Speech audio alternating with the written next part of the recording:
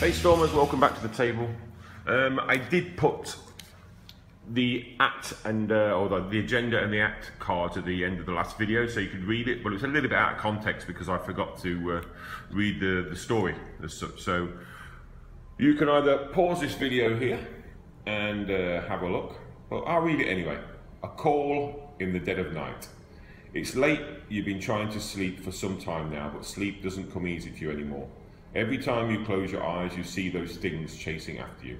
It's like they've started nesting inside your mind. You've been poring yourself over some old arcane texts, just trying to grasp what it is that you're up against, but half of it seems like fiction. Then again, the lines between what's real and not have been blurring of late, and this is getting you nowhere. That's when the phone rings. There's an older man on the other end, Salem's mayor. So turn over there. Let's focus. He's in need of your particular brand of experience. There's been a string of break-ins at the East Church. Thought it was just a bunch of kids up to no good, but John the priest found a dead goat on the floor of the church this morning. Looks like some sort of satanic ritual. No shit, Sherlock. Normally, I'd let the police handle this, but the goat's head started crawling on its own. He falls silent, clearly shaken by what he saw that morning. Look, I want to keep this off the books. The town doesn't need a new scandal, or whatever this is. I'll cover your train ticket, a room at the hotel, and everything else you need. Just get here quick. Maybe a trip to Salem is just what you need to get a head start on those arcane texts. There we go. So that's basically the premise. I've already read. I showed you the act and the agenda, but let's go straight onto there now and start with the agenda. So if you don't want to listen to this, you can just fast forward, pause this or whatever. An ominous night. You've arrived in Salem, but there's a tense feeling in the air. It's summer, yet the air is crisp and chilling. Something isn't right here, and you can feel it in your bones. You can't shake off this eerie sensation that you're being watched by the locals, but they keep to themselves, at least for now. Okay, and it's got a doom threshold of 4. Let's go to Act number 1A. Getting your bearings. You arrive in Salem and meet with the mayor. He's fidgeting, you notice bags under his eyes. I've got that thing locked up, he tells you. But you'll have to take a look at the church yourself. John knows you're coming. He'll let you in. He gives you the keys to a room at a nearby hotel and reiterates that this needs to stay hush-hush. So our objective. An investigator at the witch house may spend an action to have investigators as a group, okay, well we're only one investigator, spend the requisite clues to advance. And we need 2 per investigator, so basically 2. So let's just stick that there. The witch house is right over there at the back, as you can see. And that can be got to by either from the hotel or the Chestnut District. At the moment we're at Salem City Hall. The mayor's asking us to go to the Salem East Church to speak with Reverend John Flint, which is probably the best idea for us because our observation skill is not particularly great. It's quite literally, it's 2. So we're not going to do very well on clue collection or investigation. And I noticed from when I played this before that basically once we get to the church, Reverend John Flint, all investigators at this location gain +1 and +1 investigator, +1 willpower. Okay, when you move away from this location, you may move Reverend John Flint to the same location. So let's just so he's got damage and sanity. It's almost as if he can be an ally at some point, but I don't know, at the moment it's not saying anything about that. It doesn't say how to take control of him. All it's saying is that once we get to the church, he'll basically follow us around. So that's the way I read it. If anyone's played this and they understand it differently to that, by all means, please let me know. To be honest, just as a side track, I do have a couple of questions about this scenario, which we'll come to later, but essentially there is an item that we get that I'm really not sure how it works exactly, but I've left a message on the BGG board for the author, so hopefully by the time we get to that, I will have an answer.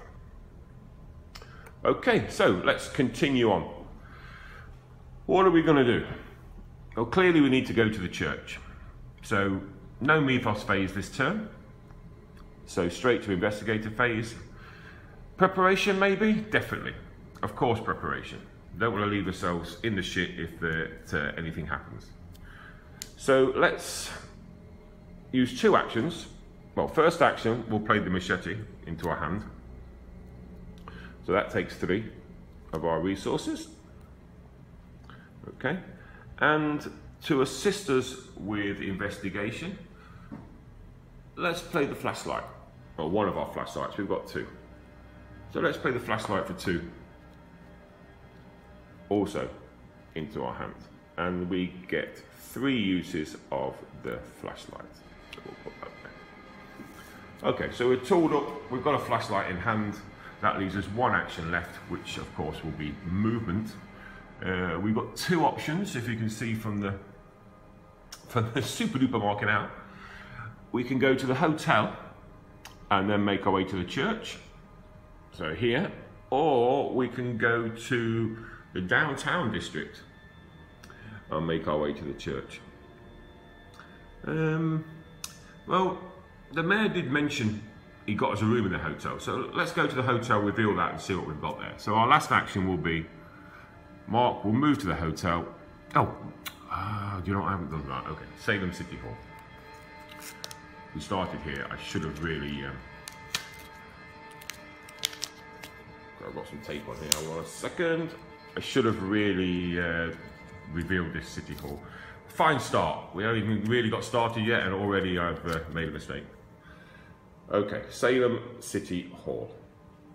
It's a central location, it's indoors, it's got a shroud value of 3 but no clues. For 1 action we can parley, which means we discard all officer enemies at this location. Okay, and for another action we can gain control of any number of uncontrolled assets at this location. Okay, so we'll leave that there. And we can see it goes to a number of locations. About 5, 1, 2, 3, 4. Yeah, 5 locations, I think. What is going on here?